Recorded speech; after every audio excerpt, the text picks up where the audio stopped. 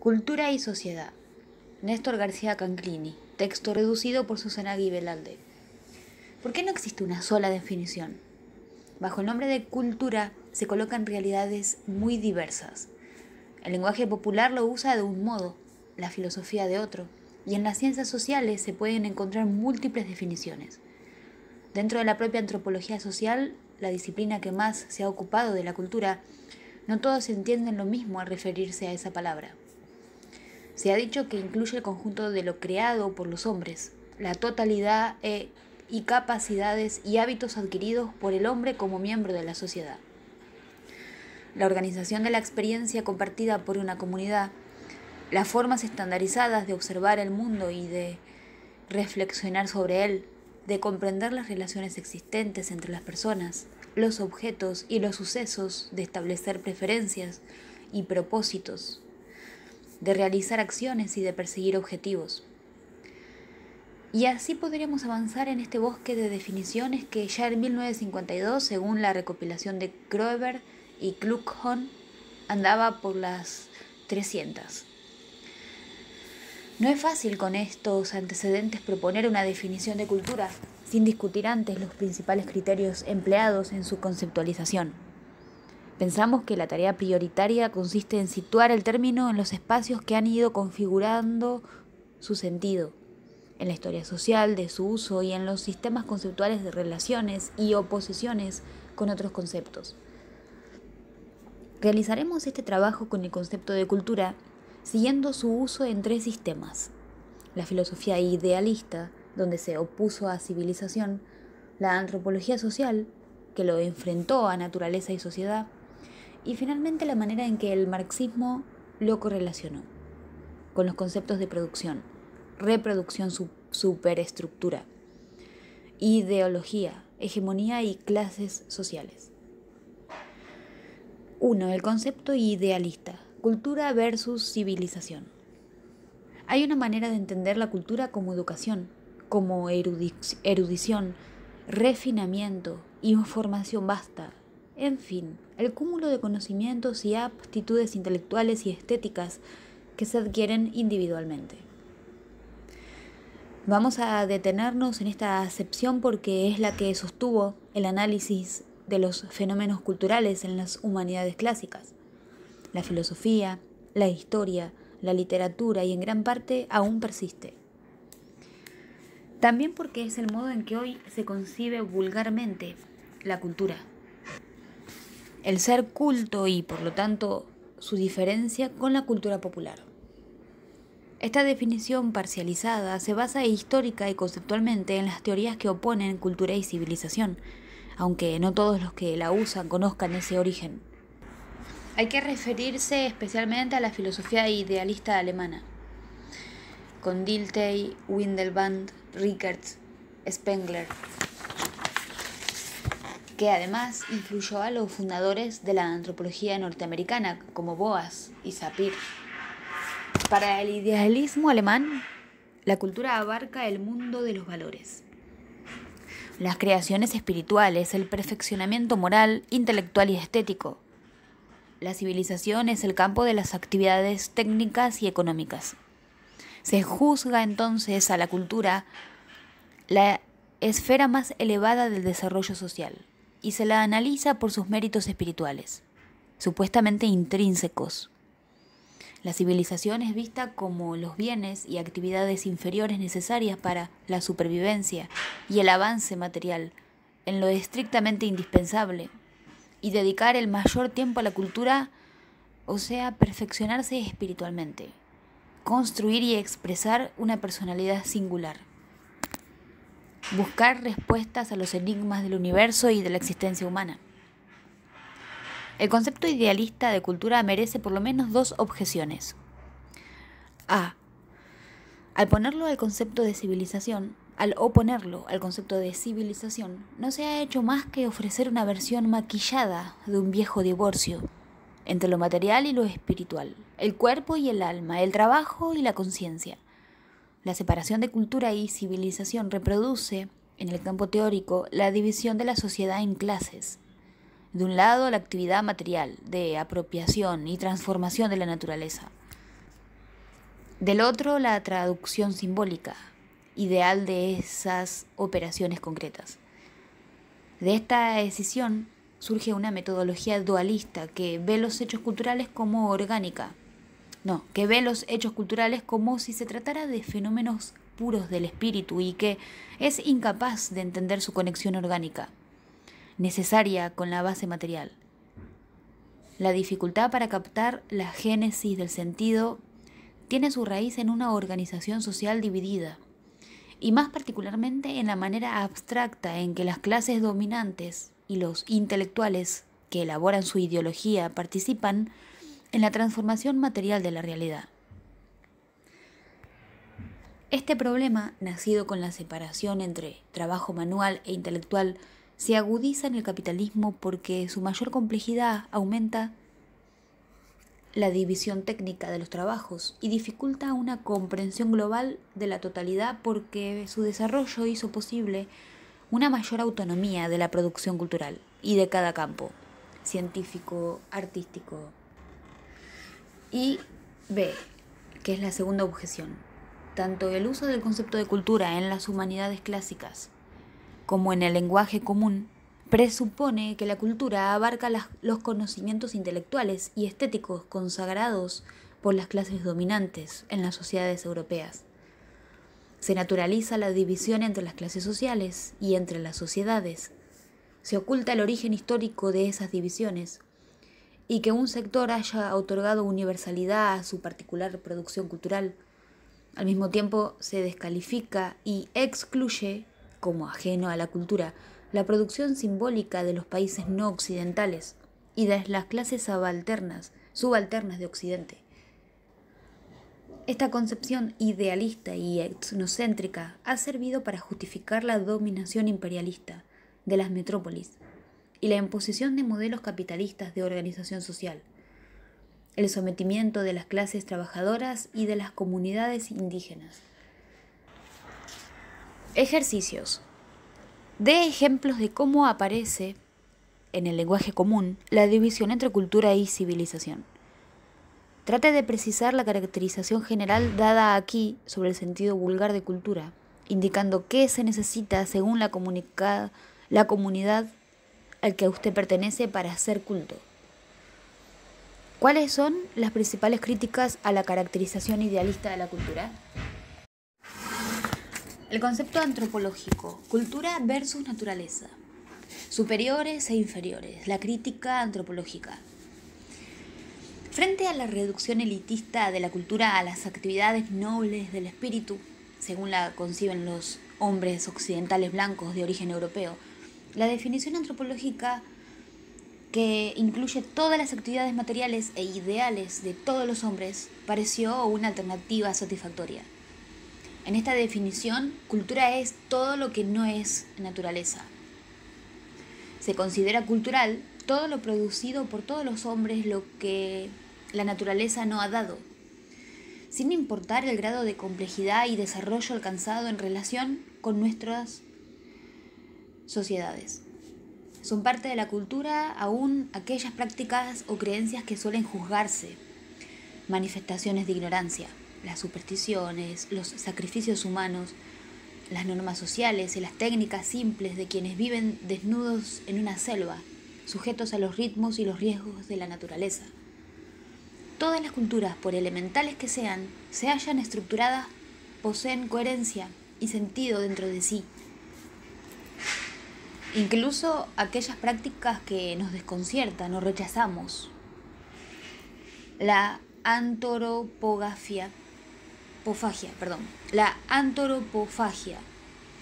la poligamia, resultan lógicas dentro de la sociedad que las acepta, son funcionales para su existencia.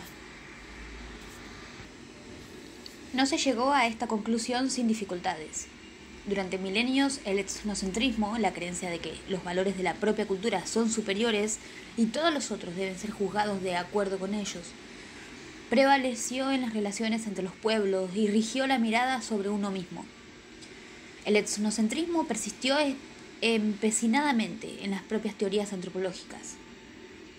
Pese a la cantidad de evidencia sobre la especificidad de cada cultura reunida en sociedades arcaicas. Los antropólogos, ligados a la expansión colonialista occidental, suscribieron su ideología dominadora. Hubo pensadores occidentales que idealizaron a los salvajes. Por ejemplo, Rousseau, que les admiraba el ejercicio espontáneo de la razón y un buen sentido natural. Pero la línea dominante en las culturas europeas fue la sobreestimación de sí mismo, apoyada en la superioridad intelectual que les garantizaban las filosofías racionalistas y evolucionistas. Las expectativas de mejoramiento social suscitadas por el avance industrial y tecnológico. Al descentrarse de la propia cultura, los antropólogos fueron descubriendo otras formas de racionalidad y de vida. También advirtieron que culturas no occidentales habían resuelto quizá mejor que nosotros la organización de la familia y la educación, la integración de los adolescentes a la vida sexual y a la actividad económica. Por ejemplo, Margaret Mead en la Polinesia. A partir de tales descubrimientos, fue levantándose una concepción distinta de Occidente sobre los otros pueblos y sobre sí mismo. Lévi-Strauss es uno de los que ha llevado más lejos el cuestionamiento a la pretensión occidental de ser la culminación de la historia, haber avanzado más en el aprovechamiento de la naturaleza, en la racionalidad y el pensamiento científico. En una de sus obras, El pensamiento salvaje, demuestra que las culturas no occidentales alcanzaron un saber en varios puntos superiores al europeo, porque su desarrollo intelectual tuvo un rigor semejante al de las disciplinas científicas, aunque emplearan caminos diferentes. Nadie se atreve ya a explicar la revolución neolítica, actividades tan complejas como la cerámica, el tejido, la agricultura y la domesticación de animales, mediante la acumulación fortuita de descubrimientos casuales. Cada una de estas técnicas supone siglos de observación activa y metódica, hipótesis atrevidas y controladas para rechazarlas o para comprobarlas, por intermedio de experiencias incansablemente repetidas. En lugar de oponer la magia y la ciencia, el pensamiento mítico y el racional, como si el primero fuera solo un torpe borrador del segundo, hay que colocarlos paralelamente como dos modos de conocimiento, desiguales en cuanto a los resultados teóricos y prácticos. Pues desde este punto de vista es verdad que las ciencias tienen más éxito que la magia, aunque la magia prefigure a la ciencia, en el sentido de que también ella acierta algunas veces. Pero no por la clase de operaciones mentales que ambas suponen y que difieren menos en cuanto a la naturaleza que en función de las clases de fenómenos a los que se aplican. El progreso, continúa explicando Lévi-Strauss, no es necesario ni continuo, más bien procede por saltos que no van siempre en la misma dirección.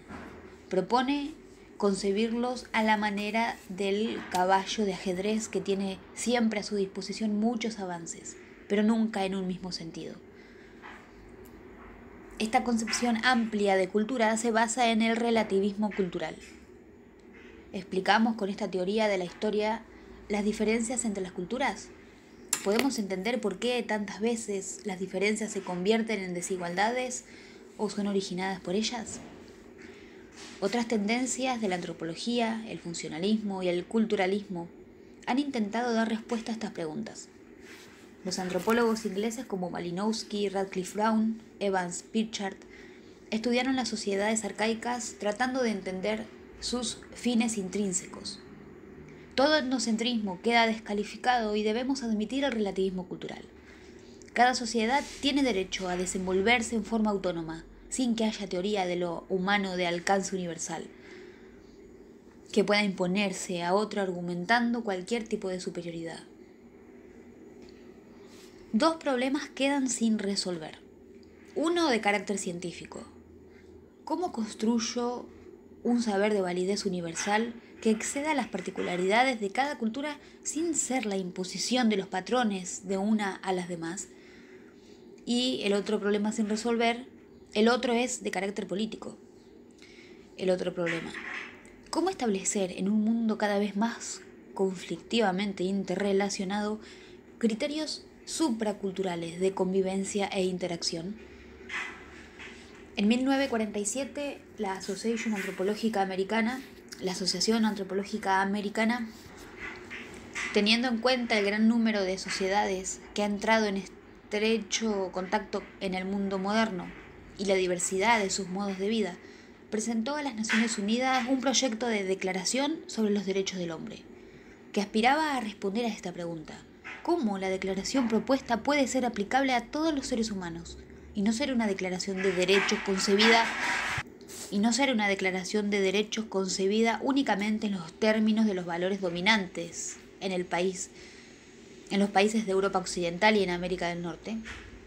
A partir de los resultados de las ciencias humanas, sugieren 3 puntos de acuerdo. 1. El individuo realiza su personalidad por la cultura. El respeto a las diferencias individuales implica, por lo tanto, un respeto a las diferencias culturales. 2. El respeto a estas diferencias entre culturas es válido por el hecho científico de que no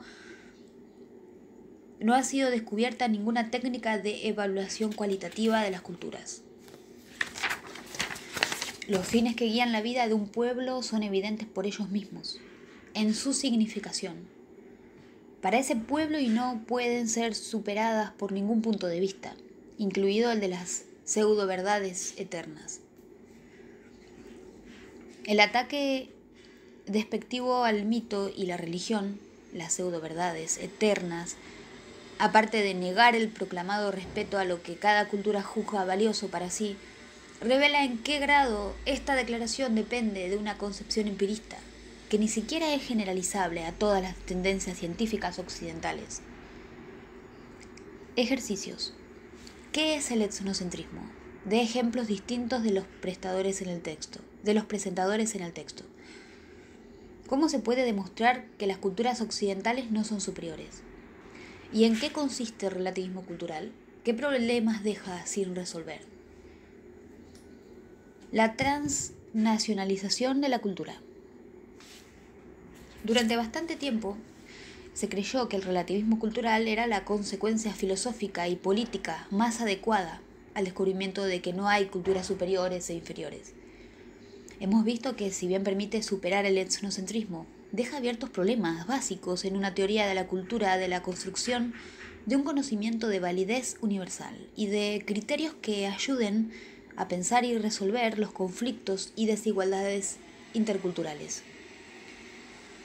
La inutilidad del relativismo cultural deriva de la concepción artificial y atomizada de la sociedad en que se apoya, como si cada cultura pudiera existir sin saber nada de las otras, como si el siglo XX no hubiese demostrado en suficientes ocasiones la imposibilidad de que los pueblos se encierren en un territorio inexpugnable a practicar sus tradiciones sin que nadie los perturbe.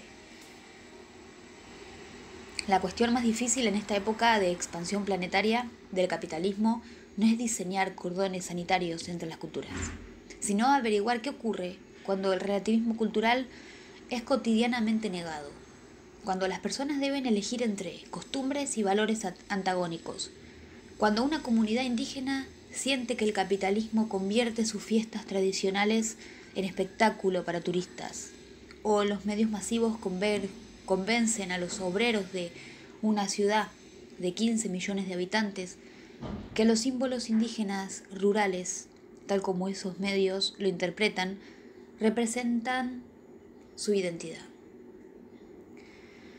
Las afirmaciones sobre la igualdad de género humano, la relatividad de las culturas y el derecho de cada una a darse su propia forma son inconsistentes si no las ubicamos en las condiciones actuales de universalización e interdependencia.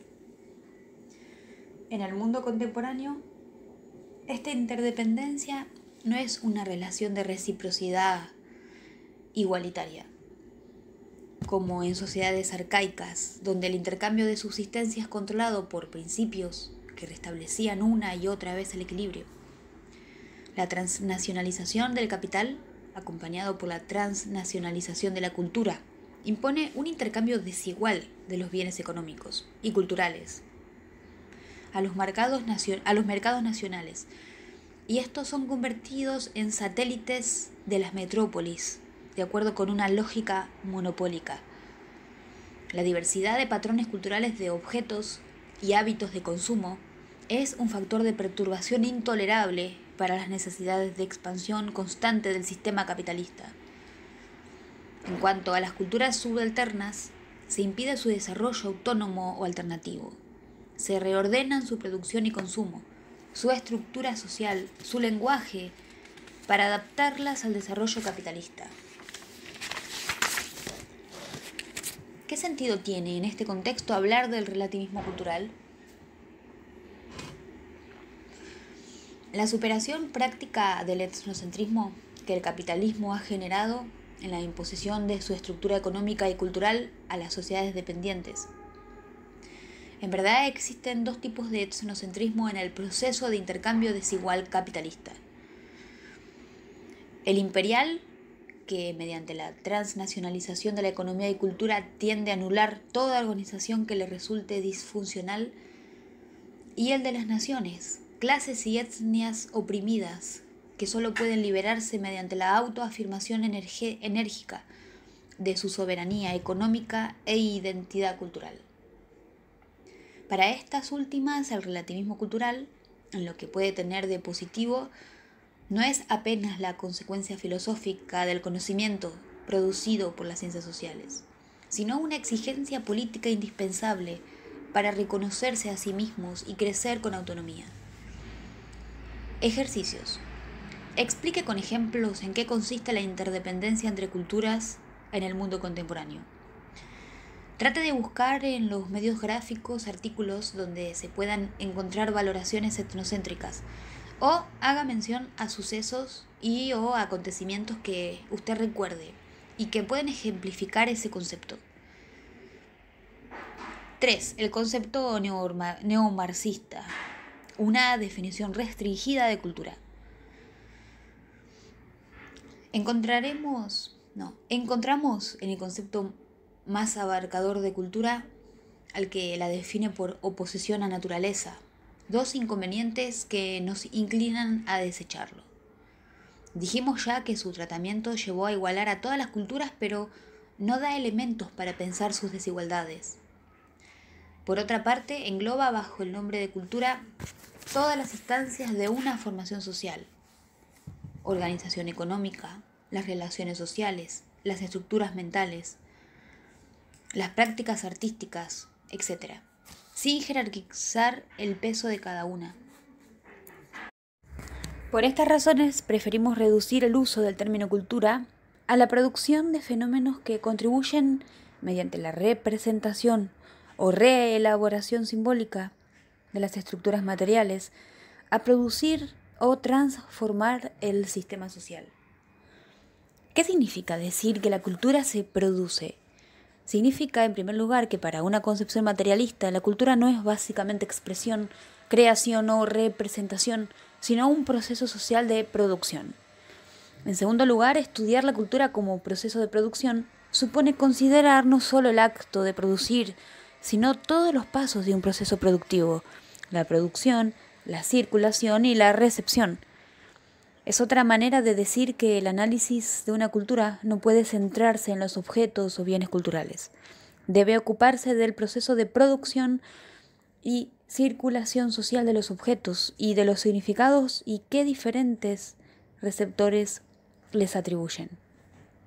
Ejemplo: una danza de moros y cristianos no es la misma danza bailada dentro de una comunidad indígena, por ellos y para ellos, o en un teatro urbano para un público ajeno a esta tradición, aunque sus estructuras formales sean idénticas. Otro el que ocurre con las vasijas fabricadas por comunidades indígenas, de acuerdo a las reglas de producción manual, y el predominio del valor de uso en una economía de autosubsistencia, luego vendidas en un mercado capitalista urbano, y finalmente comprados por turistas extranjeros por su valor estético y para decorar su departamento. Esto era una pregunta en realidad. ¿Qué ocurre con las vasijas fabricadas por comunidades indígenas de acuerdo a las reglas de producción manual y el predominio del valor de uso en una economía de autosubsistencia, luego vendidas en un mercado capitalista urbano y finalmente comprados por turistas extranjeros por su valor estético y para decorar su departamento? Si bien se trata materialmente del mismo objeto, social y culturalmente pasa por 3 etapas. Primera etapa, prevalece el valor de uso para la comunidad que la fabrica y juega un cierto papel el valor cultural que su diseño e iconografía tiene para ellos. La segunda etapa, predomina el valor del cambio del mercado. Y 3, el valor cultural, estético del turista que lo inscribe en su sistema simbólico diferente. Ejercicios. Dé ejemplos de los cambios que puede experimentar un producto cultural en su circulación y recepción. Afirmamos que la cultura constituye un nivel específico del sistema social y a la vez que no puede ser estudiada aisladamente, no solo porque está determinada por lo social, entendido como algo exterior, sino porque está presente en todo hecho socioeconómico. Cualquier práctica es simultáneamente económica y simbólica. No hay fenómeno económico o social que no incluya una dimensión cultural, que no lo representemos atribuyéndole un significado. Comprar un vestido o viajar al trabajo, por ejemplo, 2 prácticas socioeconómicas habituales que están cargadas de sentido simbólico. El vestido o el medio de transporte, aparte de su valor de uso, cubrirnos o trasladarnos, significan nuestra pertenencia a una clase social. Según la tela del vestido, o si usamos un camión o un coche, comunican algo de nuestra inserción social, o del lugar al que aspiramos, de lo que queremos decir a otros al usarlos. A la inversa, cualquier hecho cultural, asistir a un concierto, preparar una conferencia, lleva siempre un nivel socioeconómico implícito. Me pagarán por la conferencia. Al ir al concierto compro una entrada para financiar la producción del espectáculo. Y además ese hecho me relaciona con las personas con las que trabajo de un modo distinto que si digo fui a una sesión de rock o a ver danzas indígenas. Tanto el estudio de sociedades arcaicas como capitalistas ha demostrado que lo económico y lo cultural configuran una totalidad indisoluble. Para que existan un tractor o una computadora, hechos materiales que han originado cambios importantes en el desarrollo de las fuerzas productivas y las relaciones de producción, ha sido preciso que el tractor y la computadora, antes de tomar forma materia, fueran concebidas por ingenieros, lo cual no significa que hayan brotado exclusivamente de construcciones intelectuales, que lo ideal genere lo material, porque a su vez fue necesario un cierto desarrollo de la base material, de las fuerzas sociales, para que esas máquinas llegaran a ser pensadas. Del mismo modo, no pueden cambiarse las relaciones de parentesco o de producción sin que se definan simultáneamente reglas nuevas de filiación, de alianza y de propiedad, que no son representaciones a posteriori de los cambios, sino componentes del proceso que deben aparecer desde el comienzo.